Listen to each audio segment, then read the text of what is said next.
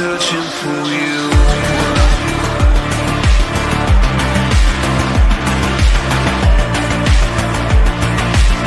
I'm still searching for you.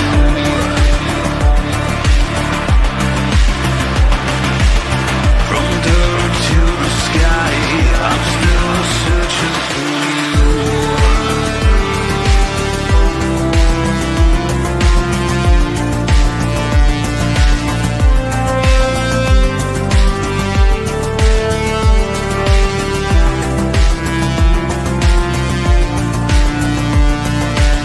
I'm still searching for you. I'm still searching for you. I'm still searching for you. I'm still searching for you. I'm still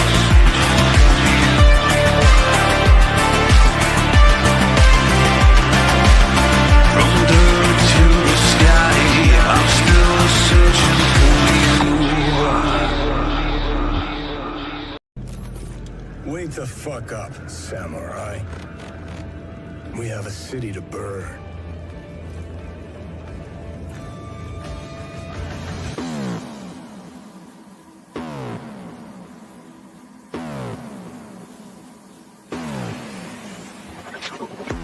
You disgust me. Who gives a shit? Go on. I made it the fuck up. I did. I did. I did. I did. And it is glorious! And I run.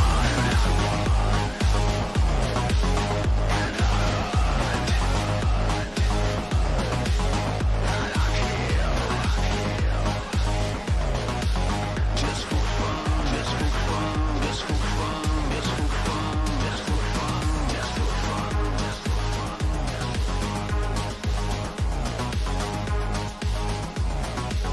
Just for fun, just for fun. I'm sorry. I couldn't resist. Just for fun, just for fun, just for fun, just for fun, just for fun, just for fun, just for fun. Hello, everybody out there in YouTube land. Welcome to Tuesday with Geeks. So, Yeah, what's going on? We got El Patio. That's me. I'm here. I'm inside And, your shirt. And apparently you are so much ginger tonight that we apparently can't have Ironcaster. That's like too much ginger for the show. That's a lie. You can never have too much. That's true. That's true. I would actually like to get you, Harmony, and Ironcaster all on at the same time in face. That way we can just like overwhelm the crowd with ginger. Dude, I know quite a few gingers online, so we can get it together. Get like the red wall happening with like, Yeah. 9 presenters. That'd be some fun shit. Oh my god. bunch of cabbies. Yep. We got I got a few new drops for people who want to donate or buy a super chat or a super sticker. Because I just want to say that birthday coming up next month, and you only got like 6 days until YouTube says, okay, that's the cutoff date. Now you can't send him any money because right now it looks like I'm not going to get a payout. Rough. What's But, the threshold for the payout? It's like $100. So yeah, I don't even have $100, but it's pretty sad. It keeps the Hey. processing fees low, but damn it, it's one of those things where it's like, yay! Mm-hmm. See, this is where you need to play that Zap Brannigan. The Zap Brannigan? Yeah, the Zap Brannigan clip. You disgust me. Oh, well, I have some other ones. Like I got this new one today. Don't fuck with me! I don't know if I could bend my lips into that shape. I know that guy just looked hilarious. And then I got this one.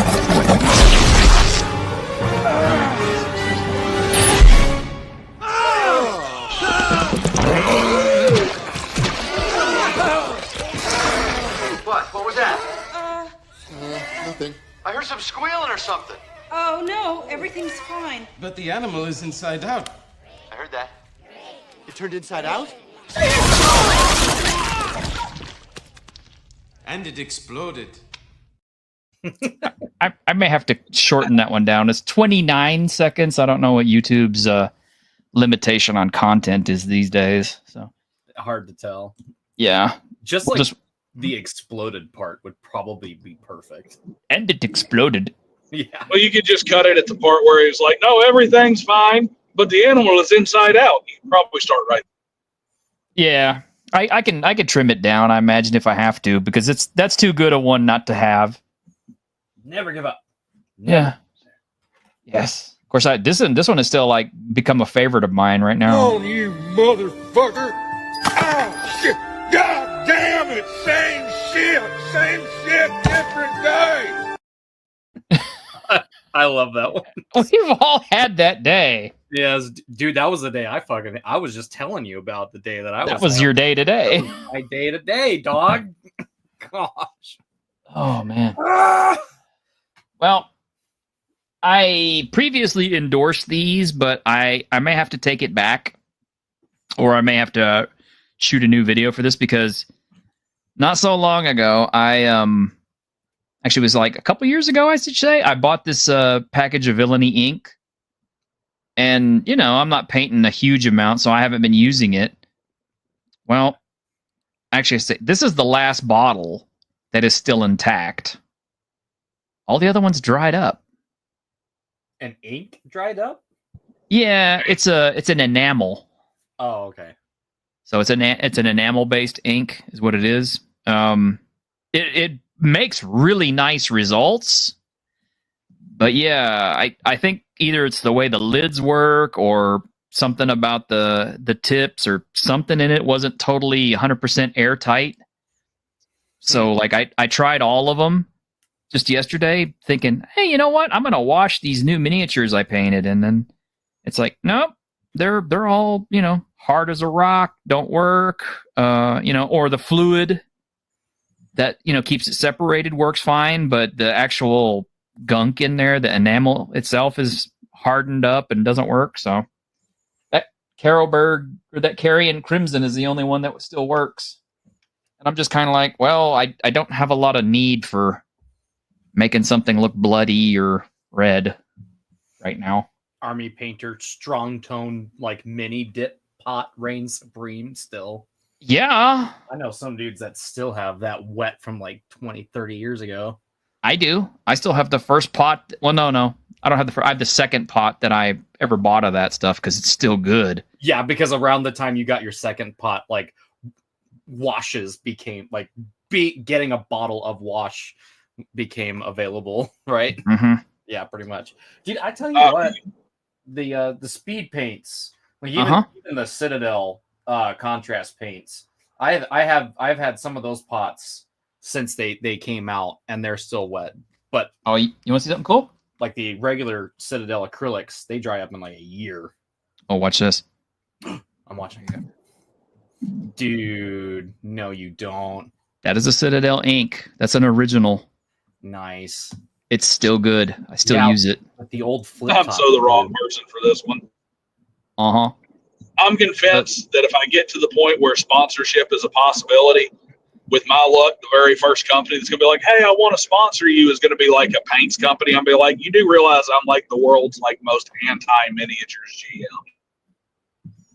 Well, it doesn't matter if you're anti-miniatures. I mean, I don't get to use miniatures at my games either, but I love painting them, and I like challenging myself, and, you know, I like learning new techniques, and just, you know, I don't try to compete with anybody. Like I said, I do like painting my models, like model cars and Gunpla and that sort of.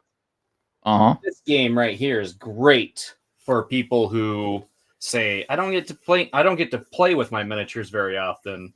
But this is Rangers of Shadow Deep by Joseph McCullough. He's the guy that wrote Frostgrave.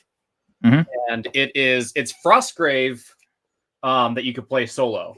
And it gives you like an AI for the enemies. So if you have like a bunch of goblins and orcs, this is really good for you because you create like a 10-man unit and it's Ranger. They're kind of like D&D Rangers, where they're like fighters that could also be spellcasters.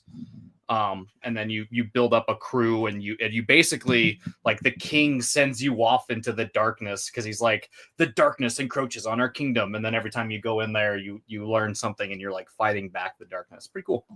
Yeah, it sounds cool. Let me point these out really quick. Mal says, "Hi, T-shirt. How's it going?" Hey, Mal. It's going good. Looking forward to Sunday. I don't know if I'm actually going to get to run Ashes without number this Sunday, or if Jim is going to want to run. But if it's me, then we'll get around to building characters. Devil, you paint the minis in your board game? Yeah, me too. I do too. I'm one of those guys who I actually hate to play my board game unless all the miniatures are painted, which is half the reason why I didn't get a lot of my games to the table, because it's like, oh, I still got about 50 miniatures from this to paint, but I don't mind playing it unpainted. I've always wanted to like do like my friend Wargamer Girl. She's done like battle reports of Space Hulk, and it's really fun to play. I've watched her play it with our friend Flo, and it looks really good with like the painted minis. But I've tried to play games like 5 Parsecs from Home. Have you heard of that one? I've heard of it, but I don't know much about it. It's pretty good stuff. It's also a solo miniature game, but it's something different. I'll have to pull it up for you guys. But it's 5 Parsecs from Home. It's a sci-fi game. You build out a crew. I think your crew maxes out at like 6, and then you actually do miniature warfare.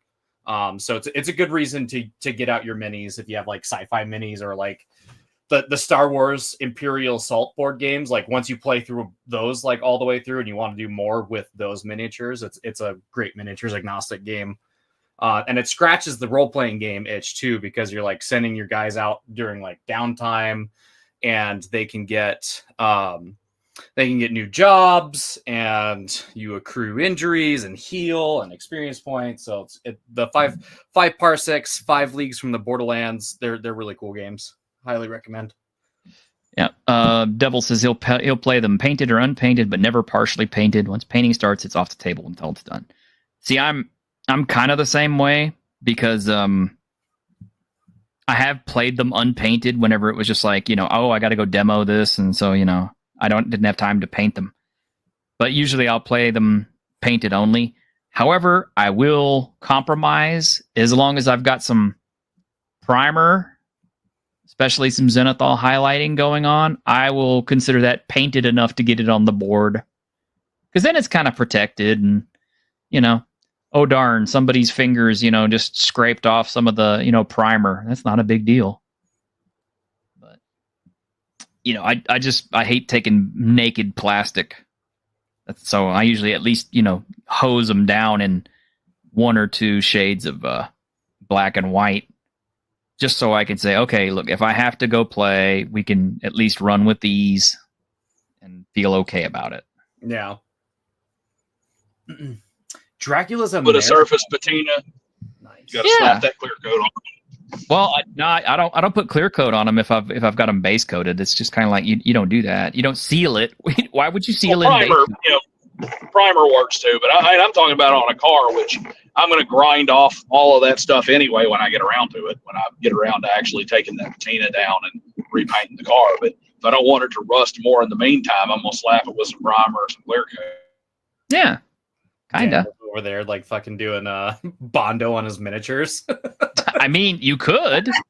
Can't don't have to worry about painting the eyes if you use Bondo to fill them in. Hell yeah, you don't have to That's worry. right. What's detail? Oh no, it's JB Weld, baby. That mini ain't moving nowhere. Where you going? Nowhere. Can you imagine doing like one of those big ass Warhammer Titans in JB Weld? Oh my gosh. JB Weld, Bondo, I'm on it. Yeah. Bringing up my friend Miranda again. Yeah, she her like big War Machine minis, like this guy. The actual Warjacks, the big Warjacks, because she played Kador, and which is like steampunk Russia. Yeah. She used to put her big miniatures together with Gorilla Glue. Oh, So yeah. I went to their house one time, and there's the Conquest, and it's like this fucking big, this wide, and they've just got I mean like not super glue. I mean like the expanding kind of glue, because they wanted it to fill. They wanted to be able to drop it and it not shatter. I mean, that would work. But especially if you seal it enough. I mean, basically once it's one homogeneous layer of plastic after another, it's kind of like, that gets a little harder to break. But, and I admit, I'm from the oldest of old schools, because I still have lead miniatures, like the kind that will give you, lead poisoning, but I still like them. And then I have pewter miniatures, which replaced the lead ones before the plastic ones. But whenever they announced plastic miniatures, I was really skeptical at first, but the one day, I got all my 40K stuff. I got my 40K Rogue Trader book. I got a couple of lead Terminators, but they were like the pre-Terminators with the huge ass shoulder pads. Mm-hmm. And then I bought a box of Space Marine minis, and of course they were all plastic. And at first I was like, man, but I didn't want to have to put them all together because I suck at that. But I started having fun with it, and it was okay when I was done. So I'm okay on plastic. I'm especially okay on board game plastic, because usually they're all sealed in one piece. So you drop them on the floor, they're not going to shatter. Do we got Captain Harlock on stream now? We got Iron Ginger. Yes, well, I heard you guys talk about, lead miniatures, and, I got lead water. Yeah, you could. Still? Yes. Yeah. And the Bro SR lead paint. That's the way we like it. We made minis from bullets. Yeah, you could. Lead minis, the tasty ones. Yeah. No, I didn't chew mine. This army of miniatures costs $400,000 to play for 12 seconds. Yeah, guess what? The new meta just dropped, and all your units are obsolete. Please shell out another $2,225 for a brand new army. I feel bad for the 30K players, because the new edition is dropping, and a bunch of stuff did not get ported over. Ooh. Yes, my buddy, mutual friend JP Got Rockets. He's usually here. Yeah, he's usually here. Yeah, he made a pretty good post on YouTube, because he's super into war games, and he made a post on his YouTube channel talking about why do you continue to choose companies like Games Workshop that it's a constant turn and burn of the rules, and by the time you finally get an army put together and painted, it's gone. Why not choose more miniature agnostic type games? Yeah, and bring your own minis. I tell you, I've been really enjoying one-page rules from what I've been doing with that, and that's just the perfect thing for that. You can just bring all your Warhammer minis over. Hey, if you play some sort of fantasy, they got fantasy. You don't want to have the big giant army. You can do a smaller firefight. I was all excited to play Hordes and War Machine. I actually bought enough units to field a troll army. No. Yeah, and I was ready to go, and then the main guy who spearheaded the whole Hordes and everything like that got himself banned from our friendly local gaming store, and pretty much he took all the play with him when he got banned. So I'm just kind of like, that's how it happened to me too. I was always the community leader, because I was just tired of playing 40K, and I didn't play 40K for as long as the people I knew. But War Machine, starting a meta up in Texas, starting a meta up in Montana, and then starting a meta up here. The moment that I went on orders, I would, summer would come around so I could drive to the game store, and then we'd get it started, and then it'd be like, hey, there's fires in Montana, so you gotta go and hang out in the tents and do shit. And then I'd come back, and everyone was just not interested in War Machine unless I was there doing it. It happens though. I just found a new game shop about a half hour away from me here that I think I might try to go check out a little bit more often. I've been kind of bitten by that war game bug lately, and then the 3D printer came along after that. We lost Daniel. Oh no! This conversation was so far above his head, he zoned out. He drove right by. Yep. Mal says, t-shirt, if you're into old school pewter dragons, let me know. I have a huge hoard of them. You can have one if you want one. No. No. And I'll tell you why. It's not that the offer is not very nice. I do appreciate it. But here's the thing. First, A, you have to put them together. B, I have already learned there is a secret behind dragons that most people don't know, but maybe Patty knows. But dragon miniatures, secretly eat paint. It doesn't matter. It doesn't matter how much you paint them. They always seem to need more. Dude, yeah. I've got one right here. This one right here, Kitty's been painting for years. Uh-huh. So this is the Archangel from the Legion of Everblight. And you could tell like where she started as a painter. This is where she started as a painter, and then like the whole miniature kind of looked like this, and then she started to repaint it, and you could see where she got better at like wet blending, and then she never returned to it. So I've got this super cool dragon, like Cancer Dragon, as base. If you're familiar with the lore in War Machine, the dragons are like they bleed, and when people like get into contact with dragon blood, they get tumors and cancer and shit. Well, I mean, it's like, I can't even get him under the thing, but you know, this is my Dragon King, and that thing took me forever to finish it.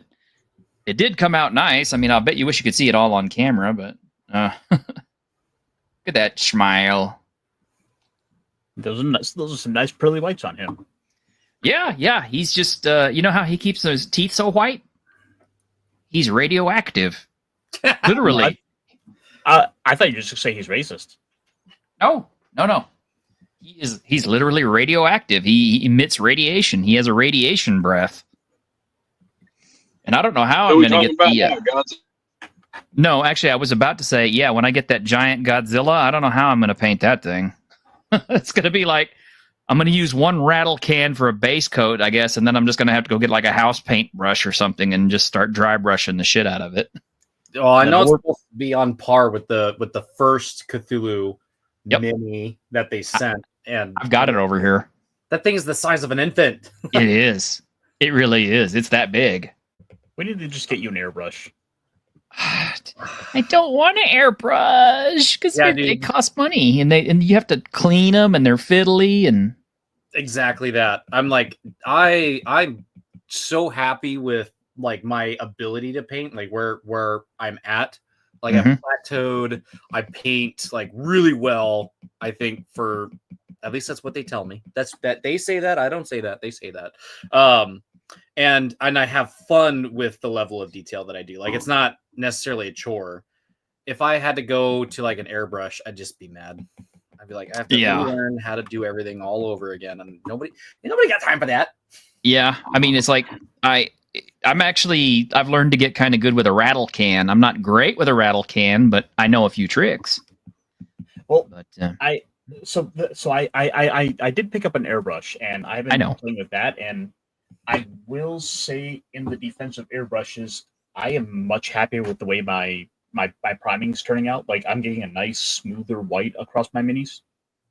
Well, that's good.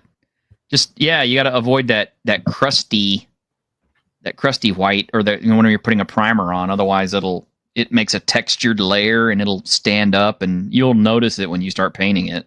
Especially if you're using what do you call it? Those speed paints.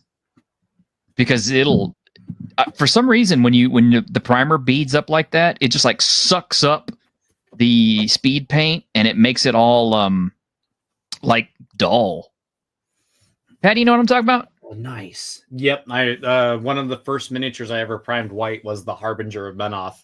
If you're not familiar, I don't have her anywhere nearby, so I can't show her off. But she's like an angelic woman, and she's like rising above the battlefield, and she's got all these priests with chains that are pulling her down, and yeah, it was an odd humid day in Texas, and I primed her, and I was like, I don't ever want to paint this now. I wanted that mini so bad.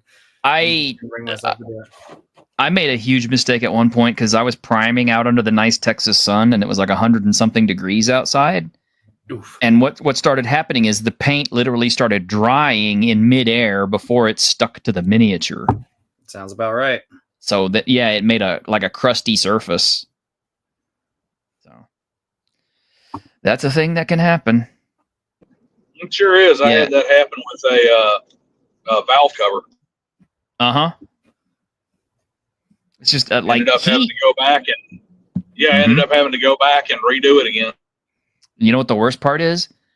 I had it happen to me when I was doing a sealant coat too, and that's the worst. Yeah.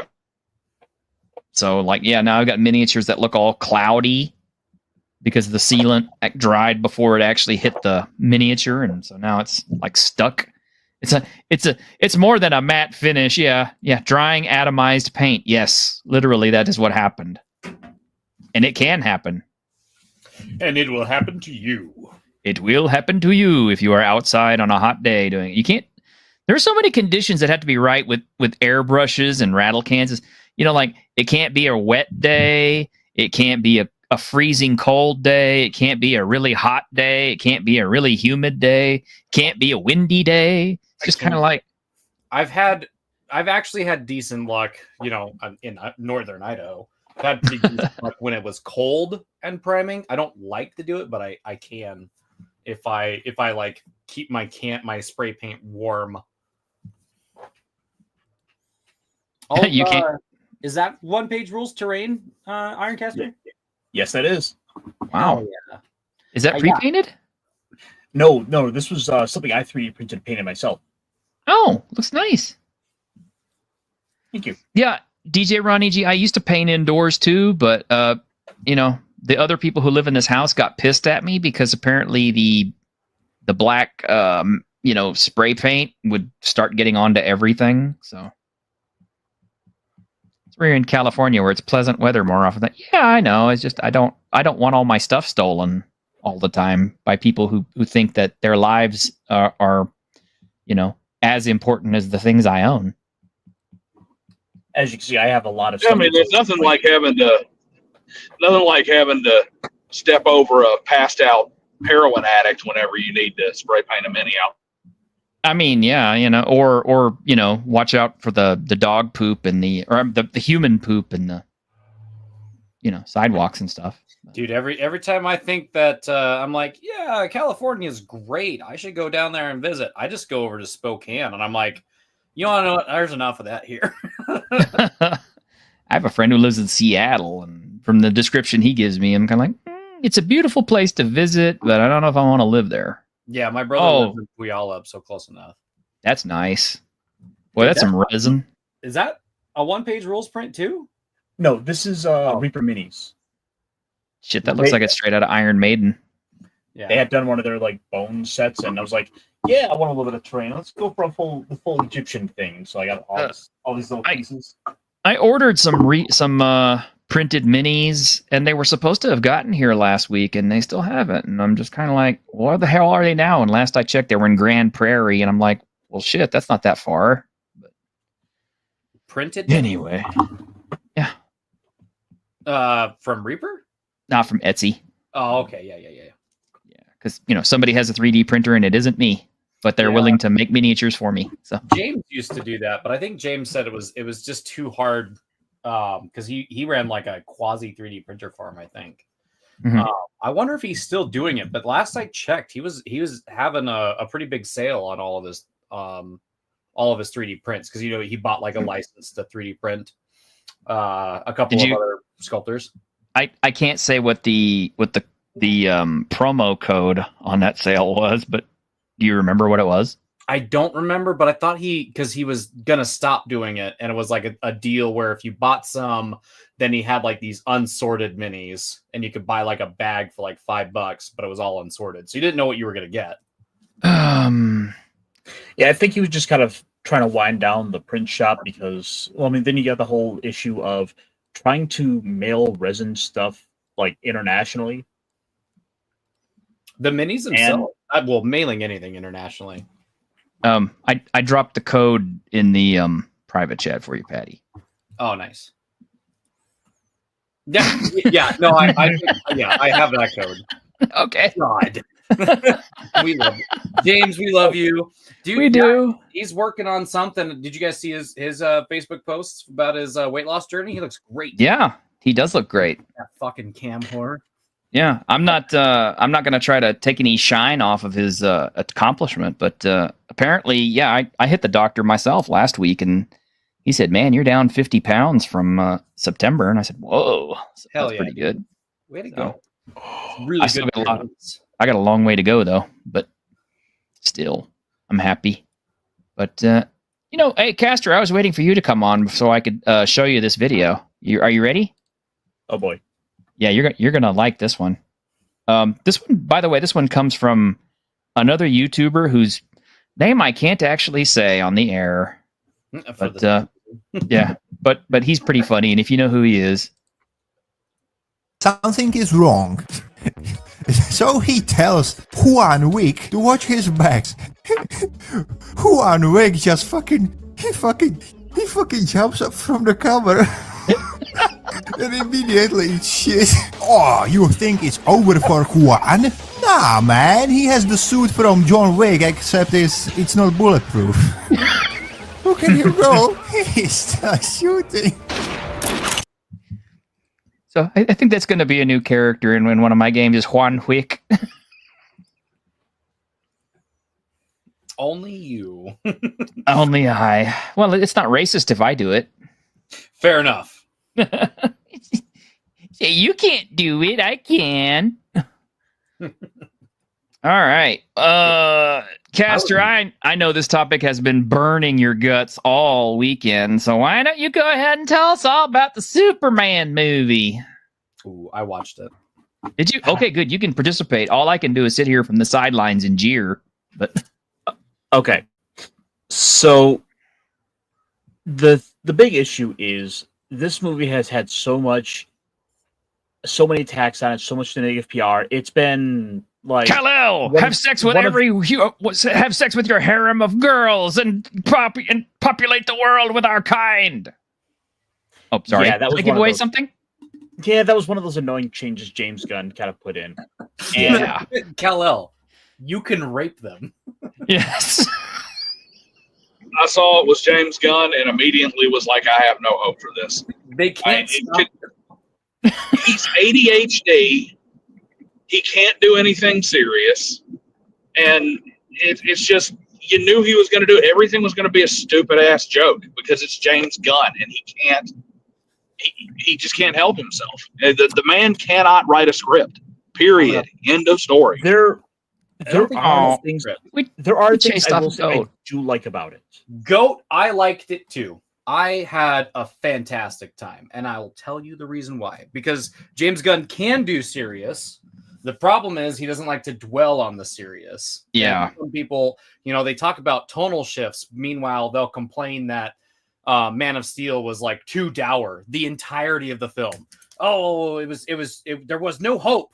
Versus James Gunn's trying to like balance the line of like, well, I want to write a movie that isn't going to be like this flat movie of hope, because audiences aren't going to believe that anymore. Like the Superman of old, that he's just stoic all the time. People just don't believe that anymore. And I really liked this. What is his name? Daniel Cornsweet or whatever. Yeah, Cornsweet. So before I went and watched it, so Kitty and the boys aren't home. That's one of the reasons why I can be on the stream tonight. That movie Pearl. Did you ever hear of that one? Pearl. Are you talking about the one that's like the prequel to X and Maxine? Is it? I don't know. I didn't know if it was a trilogy. Is it the one where the farm girl murders all those people? Yes. Yeah, I've got it. That movie. What? And I didn't know that. So I watched it the night before I watched Superman, and I'm like, I fucking know that guy from a movie, but I didn't know he was in the new Superman movie. Oh, I didn't even recognize him. And I have Pearl.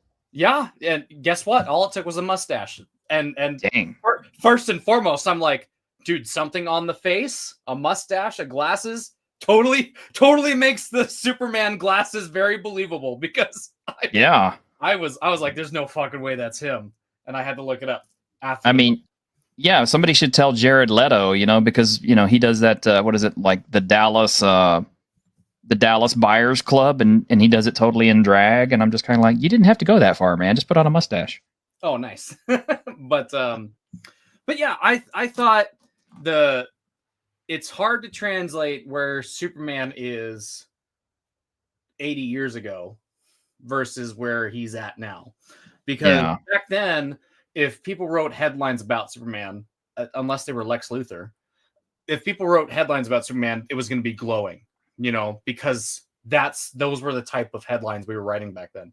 These days, Superman has to contend with a bunch of stuff, and so, we could put this thought in our head where it's like, oh, well, we need to make Superman like contemporary with the time, and we need to update him with modern audiences, and then we all collectively shrug because we know what that means. Mm-hmm. Meanwhile, we have to understand that unless they did Superman in like the 20s or 30s, and that was the setting, you know what I mean? They couldn't have gotten away with treating the character that way in this movie that's supposed to happen today. Well, I mean, there's like some weird tonal whiplash. I mean, it's like, okay, Superman, takes down a kaiju along with, the super best friends. The Justice Gang. The Justice Gang is cool. Friends. Justice Friends. No, they're the Justice Gang. They that's what they call themselves in the movie. And then like 30 seconds later, Lex Luthor broadcasts, the whole, Jor-El, you can take this entire world for yourself message, and all of a sudden everybody hates him and they're throwing shit at him. Yeah. I'm kind of like, you guys just watched him beat the shit out of a kaiju and you're doing this? Where's your sense of fear? That's how quickly it goes. I mean, that is legitimately how people treat people these days. Like, true. You've seen it. The moment that somebody is no longer 100% towing the line with somebody, that person is now the outgroup. Yep. And none of that sounds like Superman to me. That sounds like Star-Lord with a blue suit and red cape. Well, did you watch the movie? Not yet. I've only watched clips, but I'm listening to your description of what it is. That's all I gotta say. What I can say is that Superman is there doing Superman things, right? One of my favorite things that happens consistently throughout the movie is that Superman is always thinking about, like one of the things that we always complained about in Man of Steel was like, all of the people inside that building are dead. Superman takes time to actually care for those people. Like in that kaiju fight scene, there's like a part where the kaiju's about to like fall over onto a building, and instead of letting it happen, he like zooms around, catches the monster, and pushes him back towards where it's safety, and he turns back around because like the building just got hit with like a breath weapon, right? And he's like, is everyone okay? And they're like, yeah, you know what I mean? They're all burned and shit. Yeah. And then he's like going around and like saving people from being stomped on and saving people from like shit blowing up and falling on top of them. There's a part where like a squirrel's about to get stepped on and he saves the squirrel, which is more than what our federal officers did for that one couple in New York. Oh God. Peanut. Yeah. Peanut. Yeah, I still remember thinking that the Man of Steel fight was like, the Zod fight was one of the best superhero fights I've ever seen on screen, and most people are like, what? And I'm like, yeah, it was, because look at those guys are crashing through buildings are falling over, they're shit is actually collapsing beneath the power of these guys. I mean, everything that they're destroying is just like, the whole city is basically coming apart because these two guys are so powerful, which is kind of what would happen. And I am a but that's fine and all, but the problem is it's supposed to be a Superman movie, and Superman should be a bit more hopeful, and that is one of the things I did like about this movie. There was a lot of that hope to it, that he's a character who's trying to, actually go out and do good. We all do well. Superman does good. There's a lot of that in there I enjoyed. Yeah, and there was a lot of stuff that I've seen people talk about that was not in the movie. First off, like truth, justice, the American way. oh no, they changed it to truth, justice, and the human way. That was never said in the movie, not once. No. But he was fighting for truth and justice, and maybe he didn't say it out loud, but he was definitely fighting for the American way. I never heard anybody say that. I heard people say that he said truth, justice, and all that stuff simply because they refuse to say the American way anymore. And the truth, justice, and the truth, justice, and the human way was a reference to, I think, in one of the comic books a few years back, where they were trying to change it because they refused to say the American way. Yeah, but that wasn't in this movie. As a matter of fact, there was a line in the movie where, because like Lex Luthor, you know, like Daniel, you were talking about how do they watch, or was it T-shirt? You guys were talking about like how do they watch him fight a kaiju and then immediately turn on him, right? Mm-hmm.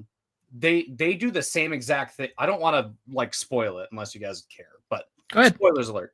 But there's a point in the movie where like everyone's rooting for Lex Luthor. They're like, "Yeah, Lex, you get him. We can't tolerate this type of crap." And then it turns out like some stuff happens, and then they tell the world the type of person Lex Luthor is, and then Lex Luthor gets the same treatment that Superman got. Right? So it is. I mean, they definitely equalize that playing field, and like they show like all these news clips, and there's a part where Sean Gunn is on screen, and he goes, "Finally, something liberals and conservatives can agree on: hating that bastard Lex Luthor." You know what I mean? And like that's I think, you know, maybe it fell short on a couple of things for like the comic books, but I do think that this movie, just by that line alone, was a way of them saying like, we're not trying to make this one side or the other of the political aisle. So, Patty, would you say this is the gayest Superman you've ever seen? Exactly. There's a lot of interviewers that are like, really, there's a lot of interviewers that are like trying hard to like hold on to this movie, and I don't think that it's there. Not from what I watched. There a lot of interviewers are trying to put words into James Gunn's mouth and trying to make this into something it isn't, and I'm just kind of like, guys, stop trying to narrate, you know, what we think of the movie. Why don't you just let us watch the movie and stop putting words in people's mouths? And I mean, I noticed that Hollywood is starting to become more savvy to this, and they're starting to shut that shit down more and more. Because you get these asshole reporters who are sitting here trying to say things like, is this the gayest Star Wars or the gayest Marvel movie ever? And I'm just kind of like, who gives a fuck? Yeah. Well, and to, you know, to our credit, the people that have the woke fatigue, it is one of those things where it's like, yeah, it's really easy to hear the words of somebody talking about like their movie and just being like, oh my God, here we go again. And I do think that there is a little bit of the propaganda. It's gonna be a long road back to getting to the point where we don't care if a movie was woke or non-woke. We might not ever get back to that point because there is a huge economy built around saying that something is liberal or something is woke. And I really do think that this movie, you know, despite James Gunn's faults, I think he's got a great taste in music. And yes, he does have ADHD brain. And maybe that's the reason why I like this movie as much as I did. But I don't know. I mean, I'm really good at managing my expectations. So, Ironcaster, what else did you think? So there was a couple of great things in there. I mean, obviously there was a lot to praise with the Justice Gang. Nathan Fillion was fantastic as Guy Gardner, though I will say I think he's a bit too old to play the character. Like it's just because like I'm thinking down the road, like in 10, 15 years, he's not gonna be able to keep playing that role. Yeah, but it opens it up for them to find a Guy Gardner that they can give a movie. So it gave them a great platform to say, hey, we're not messing around with like the Man of Steel and then building up to the Justice League over the course of a bunch of movies. We're saying that the Justice League is here. It's not a new concept. And so it gives the Guy Gardner a way to say, hey, and here's Hal Jordan, or hey, here's Jon Stewart, without without people being like, "Oh, but that's my Green Lantern." Well, I guess at the end of the day, what they probably should do down the road is do what DC's always kind of done in the past. Just go ahead and recast. Look, at the end of the day, I mean, we're getting Jason Momoa coming back as Lobo, so that's not out of the ordinary there. Yeah. But again, it's like I'm just kind of thinking, like, I would have loved Nathan Fillion to have played Hal Jordan like 10 years ago. Maybe. Yeah. But he was already. Like, I mean by that I mean like a post Firefly Nathan Fillion. Yeah. He was a detachable kid, right? He showed up in Suicide Squad as the detachable kid. So the fact that they used him for Green Lantern, I was like, that's just James Gunn working with who he likes, you know, and giving them the opportunity to get a role. So I'm not upset with that. What I was worried about was, and again, there's spoilers abound here, so you know, I'm sorry, but I was worried that James Gunn putting Nathan Fillion as Guy Gardner in this one, that they were like resetting everything all over again. But there is a part where John Cena's Peacemaker makes a cameo, which made me feel really good too, because I'm like, look, I know it's going to be a rough stretch, and I'm really wondering if they're going to use like the plot device that they used to make Clark and Lex Luthor finally like actually meet on a field of battle in this movie. I wonder if they're going to use that plot device as a way of saying, like, this is how we're going to make the different storylines jive, because we're not necessarily making it a multiverse thing, but there's a chance there that, you know, there was like this pocket dimension thing that they had going on. I think a lot of people have seen the headlines about like the pocket dimension monkeys or whatever. You know what? Let's touch on it real quick, because I looked at it and thought, okay, no, it's a kind of a dumb joke based on the idea of, you know, you put 1,000 monkeys in a room with 1,000 typewriters, eventually they'll make Shakespeare. Yeah. In this case, Lex Luthor basically had wires hooked up to their brains to have them shitpost about Superman. Okay. I think people are making the mistake of reading into that too much. I just think it was hilarious. Yeah. Yes. Like my theater laughed at that. For the same reason, like what South Park did the sea manatees, and then I think did Family Guy not do the thousand monkeys with typewriter bullshit? I don't know. Yes, they've done it as like a cutaway gag. Yeah, so I mean, the joke is tried, but I think it, yeah, like what Ironcast was saying, it was a little blown out of proportion. And that's the ultimate problem with this, is that just everyone's trying to read into it and trying to, you know, shape it to a narrative. And it's not even just like for political reasons. Like you have like the politics of Hollywood with just work and all that, but also you have the Snyder Cut people, the people who just want, you know, Zack Snyder to be in charge, to have him come back. So you have all these people that are just primed to do nothing but hate anything James Gunn does there. You also have now the people that have followed James Gunn and say, like, he can do no wrong, which is just outright not true. I mean, so much of this movie leaked, and we had already seen it like a year ago. We knew like Ultraman was in this, and we're like, no, this isn't gonna happen. Or you know, James Gunn says like, I saw The Flash, it's the best movie ever. Dude, okay. So the Flash movie, I hated it. That was such a good plot that they just threw away. Of course, for like obvious reasons, I thought he was great in Justice League. I thought it was nice not to have yet just another stoic, because even like the animated Flashpoint paradox, all of the superheroes in even that original comic, they all acted the same. Like we didn't get the Barry Allen from Justice League Unlimited that was like quick and witty in Flashpoint Paradox. We got super buff, stoic, whatever. And then when they did the live action one, it was like kind of cool to see like the witty, still learning his superpowers type of Flash. But again, like just this, everything that they did with CG, all of the reshoots that they did, wasted the best Flash storyline that they could have brought to cinema. And all of the punches that they brought with him and his mom, and not reverse Flash, but like his alternate timeline stuff. And come on, like, how did you waste bringing back everyone's favorite Batman. And how Yeah. did you waste Nick Cage Superman on this movie? I mean, God damn it! well, that's kind of the state of superpowers.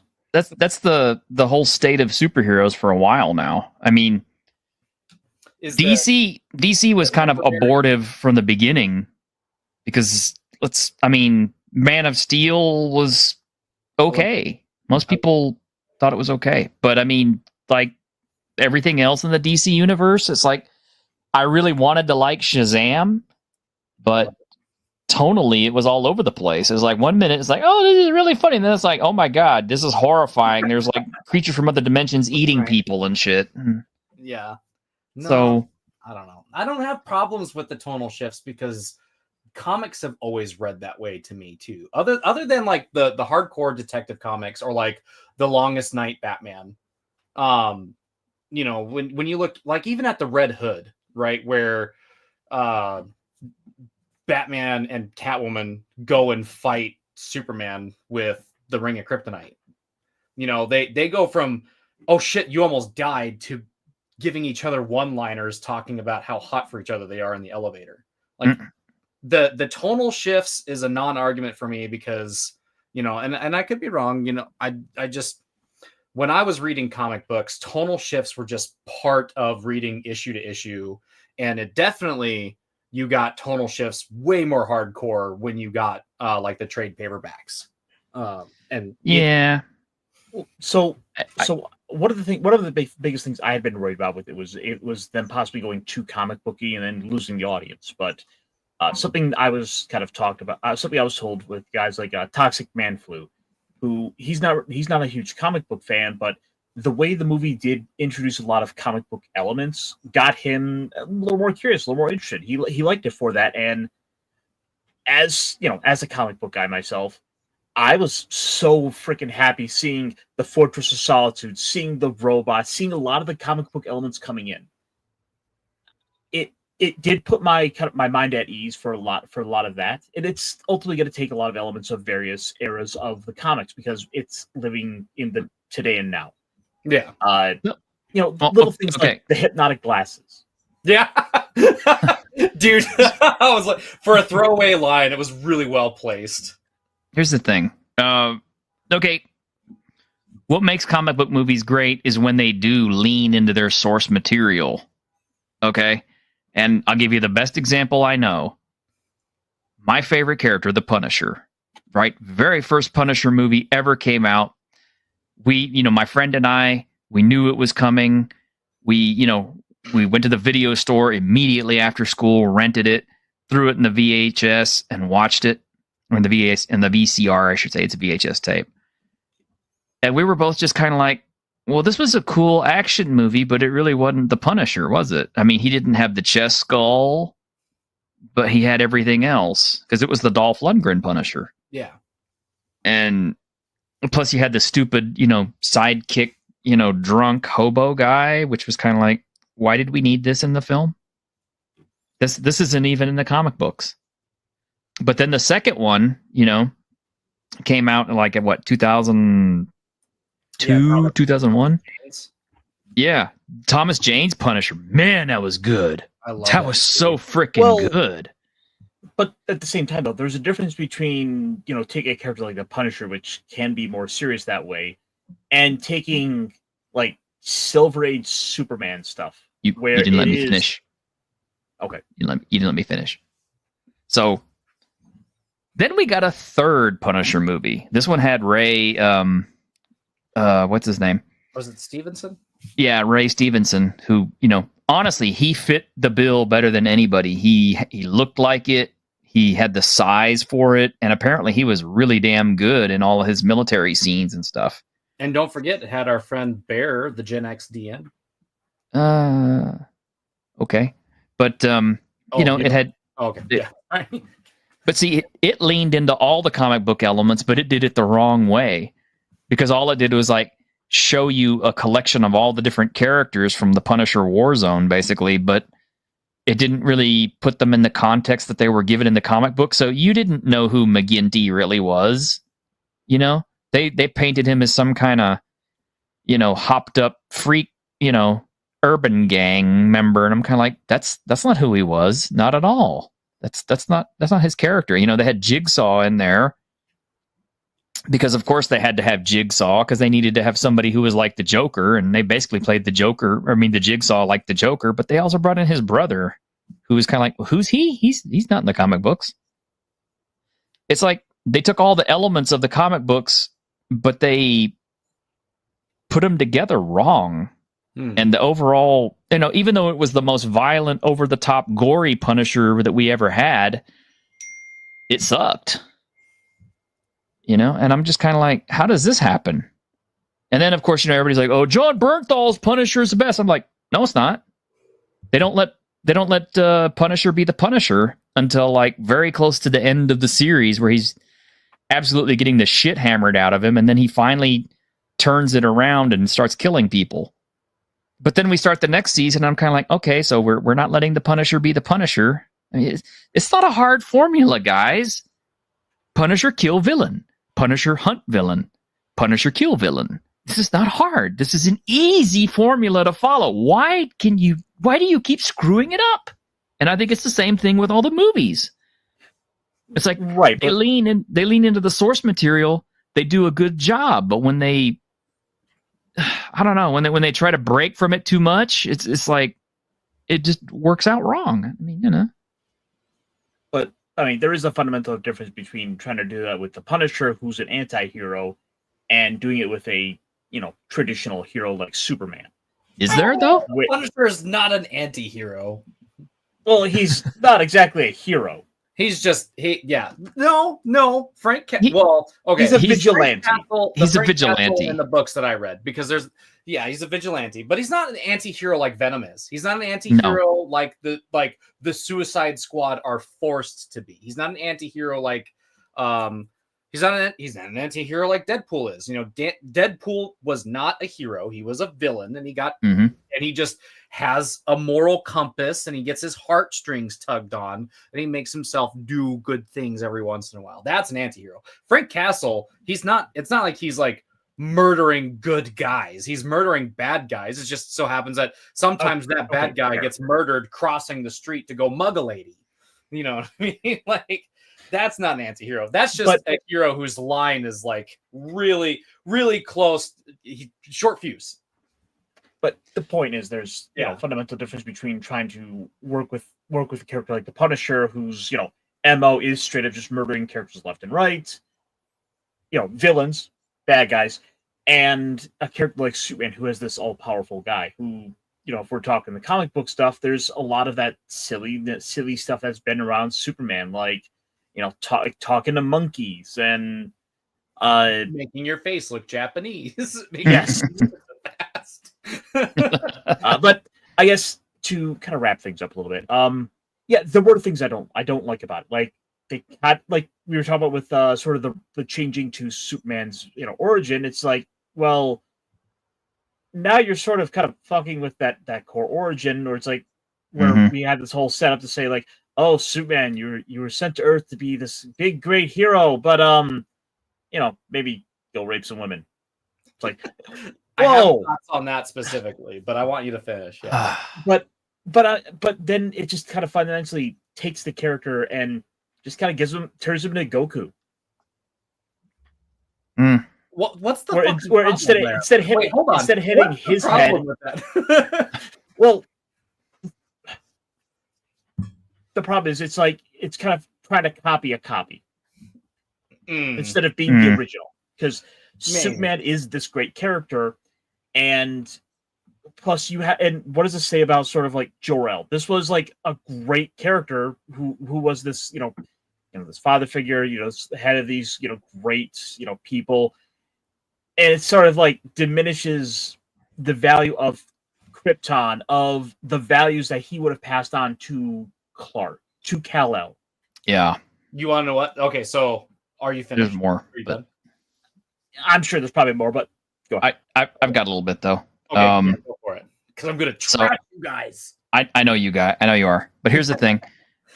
So that piece of inclusion into the Superman story seems very Me Too, because it felt like that was James Gunn just going, oh, you know what? Invincible sounds kind of cool. I'd like to inject some Invincible into my Superman story.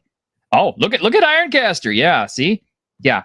If there's any one thing I never want to fucking see again in my life, it's the what if Superman was evil story.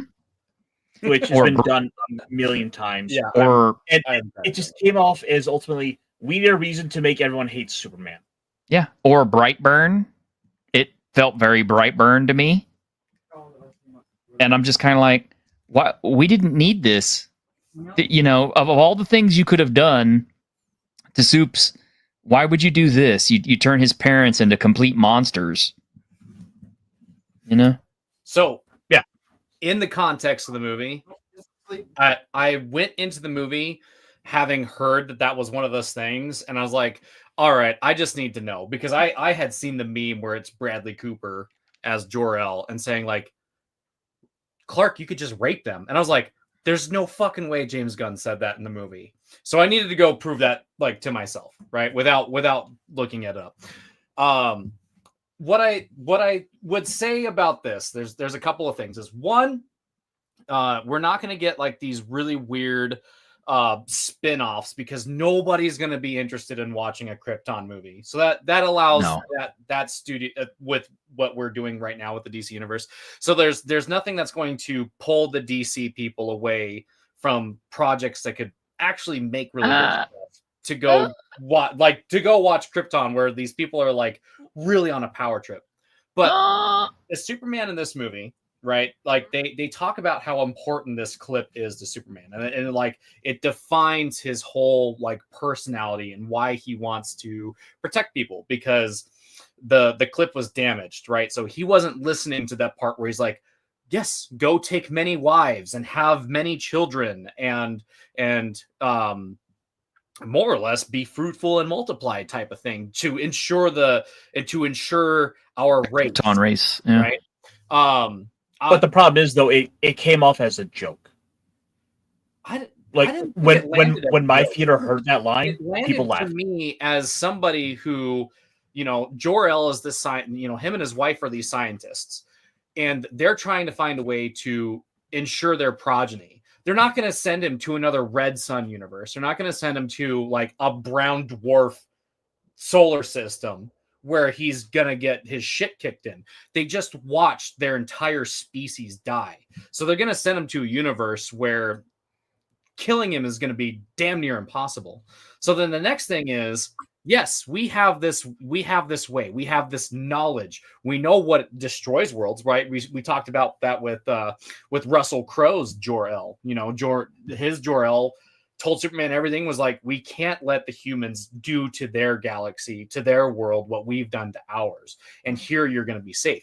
Versus this one, for perhaps it's James Gunn's like really like sardonic realism, but I can see a scientist who just had a baby, right? He doesn't know what it's like to be a father, Jor-El. He has no concept other than like he woke up that morning and his baby was like a month old or something. Was like, okay, bye, baby. We're going to blow up now. So, I mean, I can kind of get it from there, but the plot device here was showing that that Superman was a man of America. If anything, he was a man of America, because at the end of the day, when he sat down next to Pa Kent, who he didn't let die in a tornado, so yeah, for us, but him sitting down to this meager old man who loves his son and was like doting over him, and he's trying to be a good father, and he listens to that, and then at the very end of the film, he's like, well, he loves for you to play the message of his parents, and instead of it being Jor-El and his wife, it's Pa and Ma Kent. And I was like, dude, that's so fucking wholesome. I love that so much. It also sets up like a moment where it's like having Clark question, like, what are the values I should uphold? The, being a good person that I thought, this biological parent wanted, or the go fuck all the women and, basically be a Genghis Khan. be Kal-El Khan. But Well- that's the thing is Pa Kent is the one who enforced those good American Midwestern values into Superman, and that's This is why the Midwest is the best. If he would have grown up listening to the whole Jor-El message and got indoctrinated that way, if he would have survived that long without the help of Mom Pa Kent, or let's say like Red Sun Superman, right? God forbid that we had to deal with Red Sun Superman. I think it was a way of showing that, hey, one, they needed a way to say that Clark chose to be Clark rather than Kal-El.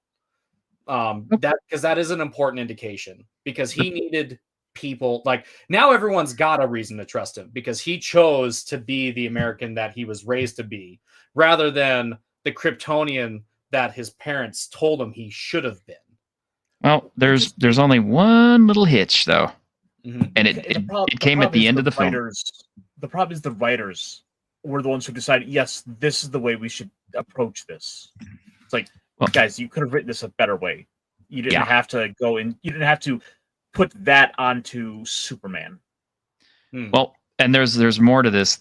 Okay, if this is Jor-El's message to his son, and he's Kryptonian, yeah. At the very end of the film, we get to see Supergirl, and Kara is like even more of a Kryptonian than Kal-El because like she was older before she was sent, so she has more of the Kryptonian upbringing and militarism and everything else as part of her psyche.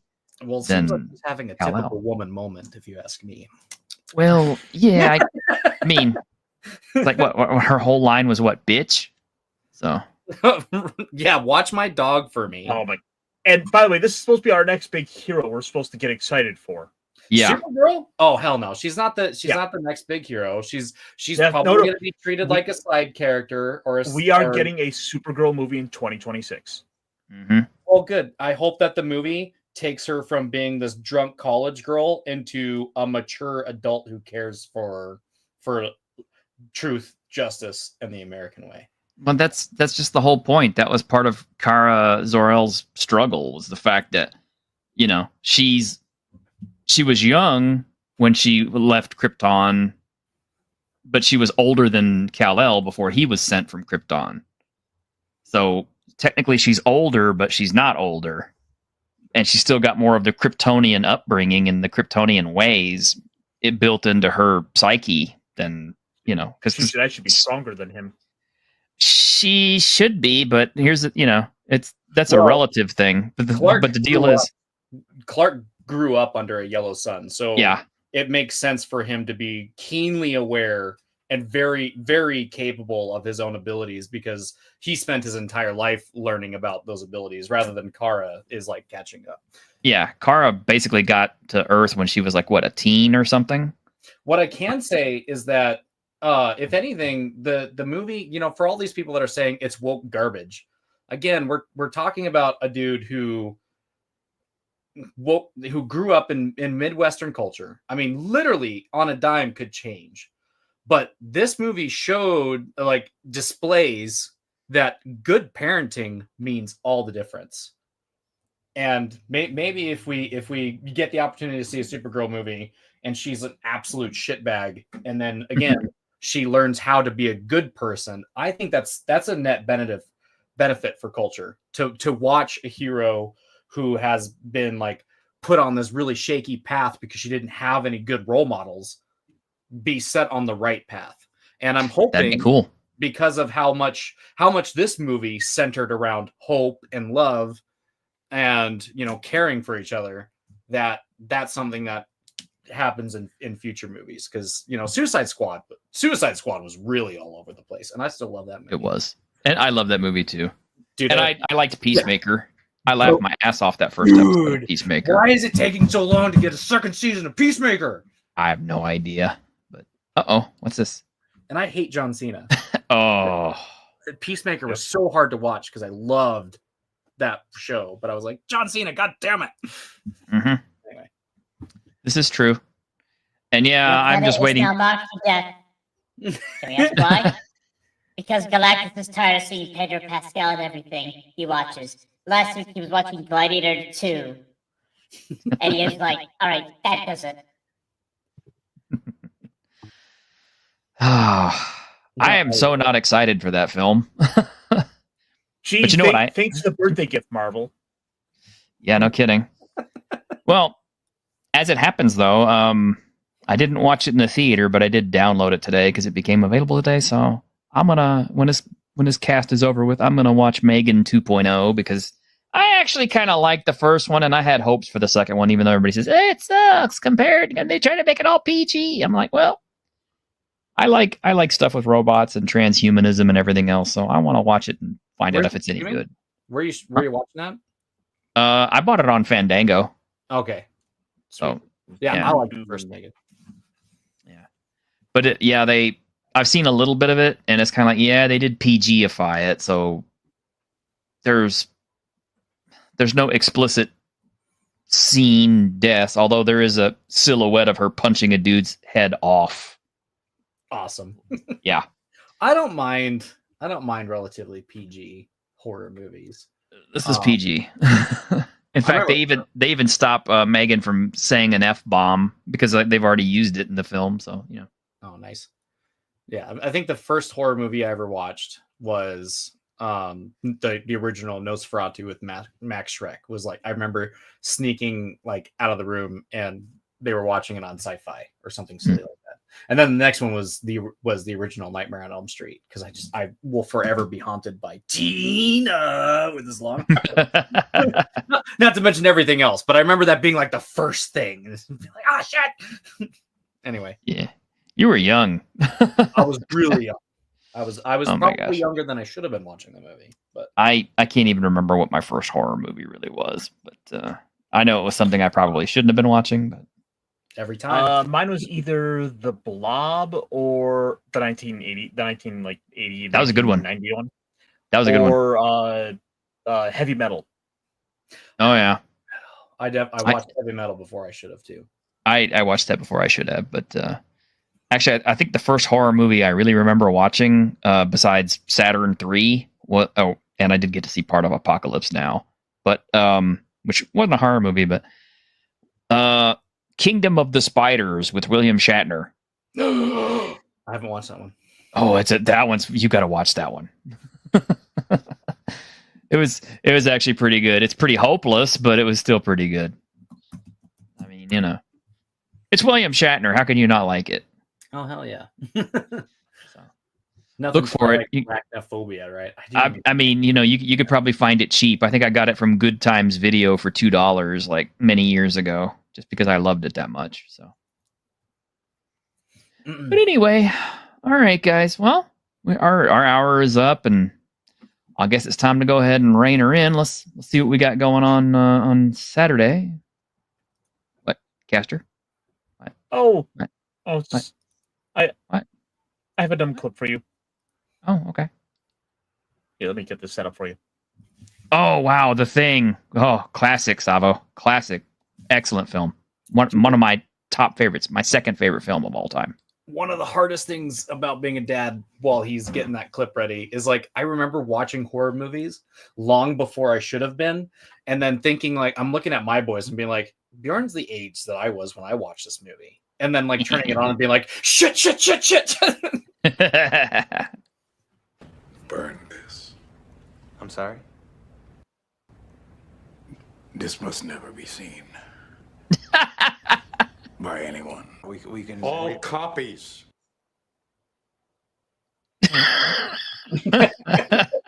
Yes. Did you?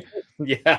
Oh, well, you didn't see my new ones because you weren't here for the... Yeah, here. Hang on. I got a couple of new clips for you. Here you go. Don't fuck with me! Isn't that great? Still trying to move my lips the way he does. It's no burn this. It's no burn this, but then I have this one. I may have to cut this one down.